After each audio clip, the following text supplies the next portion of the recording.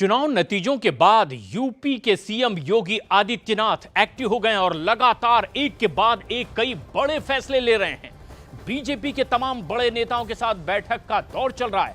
मंत्रियों के कामकाज की समीक्षा हो रही है और अगले विधानसभा चुनाव की रणनीति पर अभी से उन्होंने काम शुरू कर दिया है।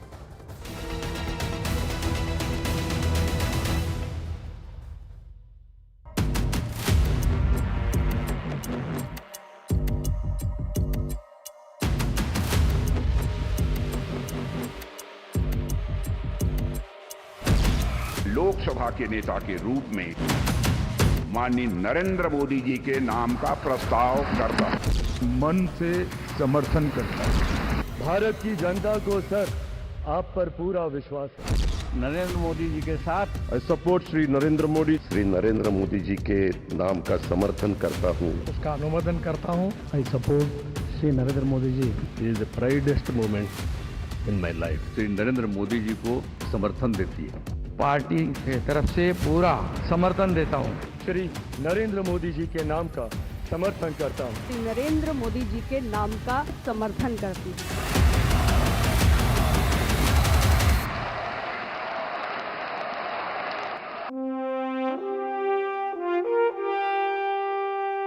लोकसभा चुनाव के नतीजे आ चुके हैं। एनडीए की सरकार बन रही है। नरेंद्र मोदी प्रधानमंत्री पद की शपथ लेने जा रहे हैं। मैं संघ के प्रधानमंत्री के रूप में अपने कर्तव्यों का श्रद्धापूर्वक और शुद्ध अंतःकरण से निर्वहन करूंगा। लेकिन इस वक्त भी देश के ज्यादातर नेताओं और रणनीतिकारों के दिमाग में सिर्फ और सिर्फ यूपी घूम रहा है।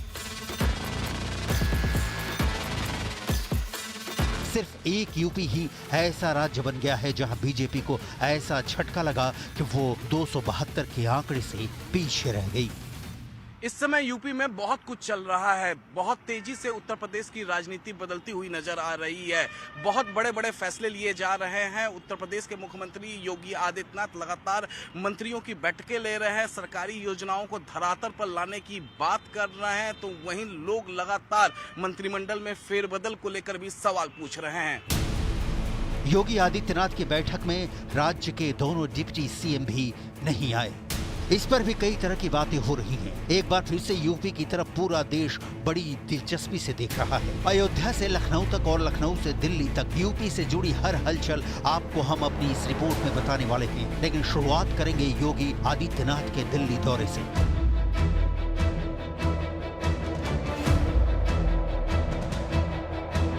पुरानी संसद के सेंट्रल हॉल में जब एनडीए की बैठक हुई और प्रधानमंत्री नरेंद्र मोदी को तीसरे टर्म के लिए प्रधानमंत्री पद का समर्थन दिया गया, उस वक्त पहली पंक्ति में बीजेपी के कई राज्यों के मुख्यमंत्री बैठे हुए थे और यहीं पर नजर आ रहे थे योगी आदित्यनाथ, जिनके चेहरे पर यूपी में हार की उदासी जरूर नजर आ रही थी।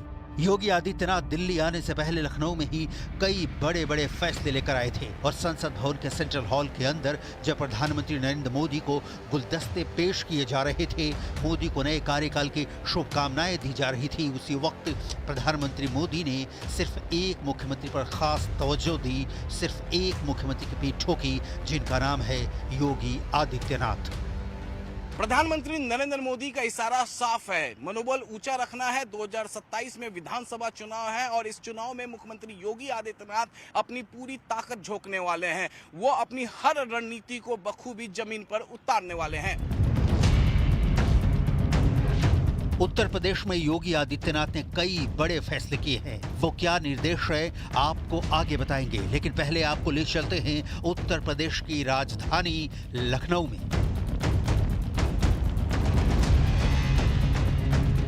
क्या हुआ लखनऊ में? उत्तर प्रदेश में मंत्रियों की बैठक हुई। पूरी कैबिनेट ने यूपी की हार पर मंथन किया है। दरअसल इस बैठक में योगी आदित्यनाथ ने कई निर्देश दिए। सबसे बड़ी बात, योजनाओं को जल्द से जल्द जमीनी स्तर पर लागू किया जाए। आगे किस प्रकार से काम करना है, सरकार को कैसे चलाना है, क्या है, तो उसमें जिलों में जिला प्रभारी के क्या दायित्व हैं, उसको अपने निर्वाह करना है। अभी वृक्षारोपण अभियान चलना है, संचारी रोग का नियंत्रण काम होना है और बाकी माननीय मुख्यमंत्री जी ने कहा कि ई ऑफिस पे हमको और ज्यादा अच्छे तरीके से काम करना, इन सब बातों की चर्चा हुई। सबसे अहम बात यह है कि उत्तर प्रदेश में मंत्रियों को भाजपा ने जिलों का प्रभारी भी बनाया था और जिन मंत्रियों के जिलों में भाजपा प्रत्याशी की हार हुई है उन मंत्रियों को लिए ये मुश्किल की घड़ी है। पार्टी सभी मंत्रियों के परफॉर्मेंस की समीक्षा करने वाली है। चुनाव की दृष्टि से वित्तीय स्वीकृतियां जारी नहीं हो पाई, योजनाएं लागू नहीं हो पाई और उससे जो विलम्ब हुआ है उसको रिकवर करने के लिए हमारे सारी योजनाओं को गति देनी है, जन समस्याओं के समाधान का काम करना है। हमारी जो प्रभार के जिले हैं उनके समस्याओं को पारदर्शिता के साथ सरकारी योजनाओं को धरातल पर पहुंचने की समीक्षा करनी है। बैठक में गुड गवर्नेंस के जितने आयाम थे उन सभी विषयों पर चर्चा हुई। हम धन्यवाद देते हैं माननीय मुख्यमंत्री जी को। एनडीए को बहुमत मिला था पहले 19 में भी, 14 में भी और 2024 में भी। बहुमत के आधार के ऊपर सभी लोगों ने उनको नेता चुना, प्रधानमंत्री जी को। दूसरी तरफ अखिलेश यादव ने अपनी बढ़ी हुई ताकत के साथ उत्तर प्रदेश में अपनी धमक और चमक दिखा दी है। उत्तर प्रदेश से चुने गए समाजवादी पार्टी के सांसदों की एक बैठक लखनऊ में हुई और इस बैठक में अखिलेश यादव को संसदीय दल का नेता चुना गया। अखिलेश यादव ने इस बैठक में एक बयान भी दिया। इस बयान में अखिलेश यादव ने कहा, नकारात्मक राजनीति देश से खत्म हुई है, सकारात्मक राजनीति का दौर शुरू हुआ है, जनता के मुद्दों की जीत हुई है। समाजवादी पार्टी देश के तीसरे नंबर की पार्टी बन गई है। जहां पार्टी को इतना बड़े पैमाने पर जनता का समर्थन मिला है, वहीं समाजवादियों की जिम्मेदारी बढ़ गई है। जनता की एक एक बात, जनता की समस्याओं का उठाना, उनके हित में अपनी बात रखना। नकारात्मक राजनीति खत्म हुई है, सकारात्मक राजनीति का दौर शुरू हुआ है। जनता की मुद्दों की जीत हुई है। इस चुनाव में अखिलेश यादव की ताकत राजनीतिक रूप से बढ़ी है। मुलायम सिंह यादव के देहांत होने के बाद अखिलेश यादव का यह पहला बड़ा चुनाव था। राजनीतिक विशेषज्ञों के मुताबिक अखिलेश यादव ने अपने पूरे परिवार को एक साथ लेकर जातिगत समीकरण को देखते हुए टिकट का बंटवारा किया और इसका नतीजा ये हुआ कि अखिलेश यादव के 37 प्रत्याशी जीत गए।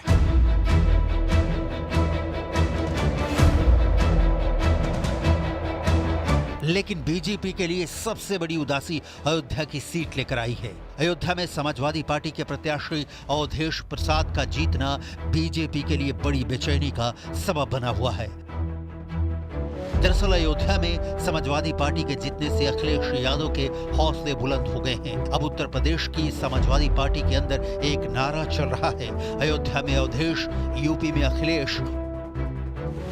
अखिलेश यादव के चाचा शिवपाल यादव भी इस मौके पर योगी सरकार पर जमकर निशाना साध रहे हैं।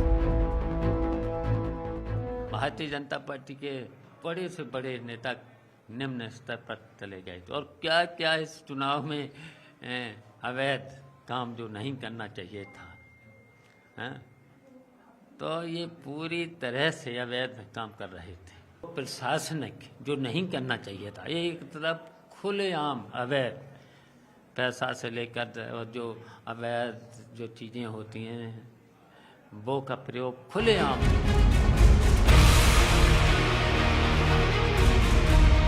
अखिलेश यादव ने विधानसभा में शिवपाल यादव को विधायक दल का नेता बनाने का फैसला कर लिया है। यूपी को भले ही अखिलेश यादव शिवपाल के हवाले छोड़ रहे हैं और खुद दिल्ली की राजनीति का रुख कर रहे हैं, लेकिन असल बात यह है कि अखिलेश यादव की निगाहें लगातार लखनऊ पर रहेंगी और अब वो योगी आदित्यनाथ की सरकार के लिए बड़ी चुनौतियां पेश करने की तैयारी कर सकते हैं। जो कहते थे 80 में 80, उनकी औकात 33 सीटों में सिमट गई। जो कहते थे 400 के पार जीतेंगे, वो 300 सीट तो हार गए। महज 240 सीटों पर जनता ने, अब लंगड़ी सरकार है, अब बैसाखी के सहारे चलेगी। जनता ने अपना रुझान दे दिया। बीजेपी भी इन सभी राजनीतिक परिस्थितियों को समझ रही है और बीजेपी के यूपी के बड़े बड़े नेता इस पर मंथन कर रहे हैं कि आखिर जो हवा पूरे देश में चल रही थी वह यूपी में क्यों नहीं चल पाई। आखिर यूपी में कैसे बीजेपी को इतना बड़ा झटका लग गया, इस सवाल ने बीजेपी को बेचैन किया हुआ है। राम ने यही रच रखा था, तो अच्छी बात है। राम जी जो रचते हैं वो सबके भले के लिए रचते हैं, तो सब अच्छा होगा अब आगे। अयोध्या में भारतीय जनता पार्टी नहीं जीत पाई, विजय पताका नहीं फहरा पाई, आप क्या सोचते हैं इस विषय को लेकर? ये एक बड़ा जटिल सा प्रश्न है जो इसको बैठकर एनालाइज कर रहे होंगे लोग। हमारी भारतीय जनता पार्टी का जो शीर्ष एनालाइजर्स हैं वो एनालाइज कर रहे होंगे। जटिल है वो प्रश्न, पर उसका निकल आएगा कि ऐसा क्यों हुआ। परिणाम जो आया है वो सरमाथे पर, ये जनता का निर्णय है, इसलिए सरमाथे पर। और कहीं अगर हमारी कमी रह गई है तो उसकी हम आपस में आत्मावलोकन करेंगे और उसको ठीक करेंगे। वास्तव में ये थोड़ा सा चिंता का विषय भी है, और मैं व्यक्तिगत रूप से कहूँ तो मुझे आश्चर्य का भी विषय है, क्योंकि उत्तर प्रदेश खास तौर से प्रदेश सरकार की दृष्टि से भी और केंद्र सरकार की दृष्टि से भी बहुत महत्वपूर्ण उपलब्धियों का प्रदेश रहा है। योगी सारी परिस्थितियों को समझ रहे हैं, इसलिए उन्होंने यूपी में हार के बाद कई बड़े फैसले किए। सबसे बड़ा फैसला तो यही है कि यूपी में सारे सरकारी पदों को भरा जाए, बिजली की कटौती नहीं हो, गन्ना किसानों का भुगतान फौरन हो और मनरेगा के मजदूरों को भी फौरन वेतन दिया जाए। कुल मिलाकर उत्तर प्रदेश की राजनीति एक बार फिर पूरे देश के लिए निर्णायक साबित हुई है। उत्तर प्रदेश में बीजेपी की सीटों के आंकड़े में बड़ी गिरावट यह दिखाती है कि देश की राजनीति में यूपी का राजनीतिक महत्व सबसे ज्यादा है।